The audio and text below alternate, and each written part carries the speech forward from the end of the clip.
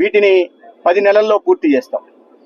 వచ్చే నెల ఈ పూర్తవుతున్న వాటికి అదేవిధంగా ఇప్పుడు భూమి పూజ చేయడానికి కేంద్ర ఆరోగ్య శాఖ మంత్రి శ్రీ జగత్ ప్రకాష్ నడ్డా గారు రాష్ట్రానికి రావడం జరుగుతుంది. ఆ సందర్భంగా వీటిని ప్రారంభోత్సవాలు చేయడం, పూర్తయిన వాటిని ఇప్పుడు భూమి పూజ చేస్తూ కొత్తగా మొదలు పెట్టాల్సిన వాటిని భూమి పూజ కూడా చేయడం జరుగుతుంది. కేవలం ఇది మాత్రమే కాకుండా రాష్ట్రంలో క్యాన్సర్ బారిన రోగులు ఎక్కువ పడుతున్న నేపథ్యంలో గతంలో ప్రభుత్వం విస్మరిస్తే 2022-23 సంవత్సరంలో కొత్తగా 73,000 కేసులు క్యాన్సర్ కేసులు వస్తే దాంట్లో 42,000 మంది ప్రాణాలు కోల్పోయారు. ఇంత తీవ్రత ఉన్న క్యాన్సర్ మీద దృష్టి పెట్టకపోతే ఈ ప్రభుత్వం అధికారంలోకి వచ్చిన తర్వాత దేశంలో ఏ రాష్ట్రంలో లేని విధంగా ఓరల్ క్యాన్సర్ కి, బ్రెస్ట్ క్యాన్సర్ కి, సర్వైకల్ క్యాన్సర్ కి ఉచితంగా స్క్రీనింగ్ పరీక్షలు నిర్వహించి జీజీహెచ్లలో ప్రివెంటివ్ ఆంకాలజీ యూనిట్లను ప్రారంభించి ఈ సస్పెక్టెడ్ కేసుని, అనుమానాత కేసుల్ని వాటిని కన్ఫర్మేటరీ కేసులుగా తీసుకొచ్చి ఇవాళ వారిని ఆరోగ్య సంరక్షణ ఇచ్చే ప్రాణాలు పోకుండా కుటుంబాలు ఆర్థికంగా చితికిపోకుండా కాపాడే ప్రయత్నం కూడా ప్రభుత్వం చేస్తా ఉంది.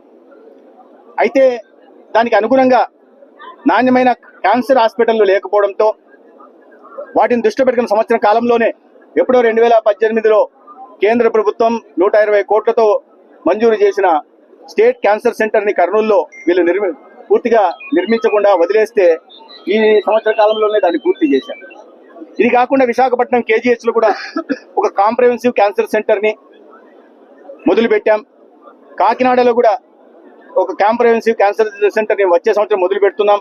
గుంటూరులో లెవెల్ 1 క్యాన్సర్ సెంటర్ ని అతి ఖరీదైన పెట్ స్కానర్ ని కానీ లేదా ఇతరత్ర ఇప్పటికే మొదలుపెట్టిన కాంప్రహెన్సివ్ క్యాన్సర్ సెంటర్లలో అతి ఖరీదైన లినాక్ మిషన్లని, సిటీ సిమ్యులేటర్లను కూడా సేకరించి 100 కోట్లు ఖర్చు పెట్టి ఇవాళ వీటిని అన్నిటిని కూడా అందుబాటులోకి తేవడం వల్ల ఇవాళ అతి ఖరీదైన క్యాన్సర్ చికిత్స కోసం హైదరాబాద్కో, చెన్నైకో, బెంగళూరుకో పోవాల్సిన అవసరం లేకుండా మన రాష్ట్రంలోనే కార్పొరేట్ ఆసుపత్రులకు ధీటుగా అందించే ప్రయత్నం కూటమి ప్రభుత్వం చేసింది. దీన్ని బట్టి క్యాన్సర్ బారిన పడిన వారిని ప్రాథమిక దశలో గుర్తించి వారికి నాణ్యమైన చికిత్సను అందించి ఆ ప్రాణాలు కోల్పోకుండా, ఆ కుటుంబం ఒక వ్యక్తిని కోల్పోకుండా కాపాడుకునే ప్రయత్నం రాష్ట్ర ముఖ్యమంత్రి చంద్రబాబు నాయుడు గారు, ఉప ముఖ్యమంత్రి పవన్ కళ్యాణ్ గారు చేస్తున్నారు. దీనికి సంపూర్ణ సహకారం కేంద్రం నుంచి ఇవాళ ఎన్డీఏ ప్రభుత్వం అందిస్తా ఉంది. ఈ రకంగా అనేక రకాలుగా చివరికి నిన్న కూడా మాజీ ముఖ్యమంత్రి గారు చెప్తున్నారు, విలేజ్ హెల్త్ క్లినిక్లను పూర్తిగా గాలికి వదిలేశారని విమర్శలు చేస్తున్నారు. ఇవాళ ఒక సంవత్సర కాలంలో తీసుకున్న నిర్ణయాల కారణంగా ఇవాళ ప్రజల్లో ఒక సానుకూల వాతావరణం ఏర్పడింది, స్పందన వస్తోంది.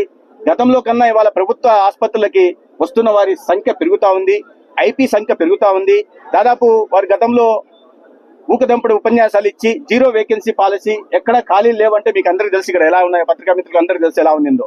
ఇవాళ 2600కు పైగా వివిధ దశల్లో నియామకాలు చేపట్టి డాక్టర్ల నుంచి కింది స్థాయి ఎఫ్ఎన్ఓ, ఎంఎన్ఓల దాకా నియామకాలు చేపట్టడమే కాకుండా వేల సంఖ్యలో డయాగ్నోస్టిక్ ఎక్విప్మెంట్లను కూడా ఇవాళ ఆసుపత్రికి సరఫరా చేస్తున్నాం.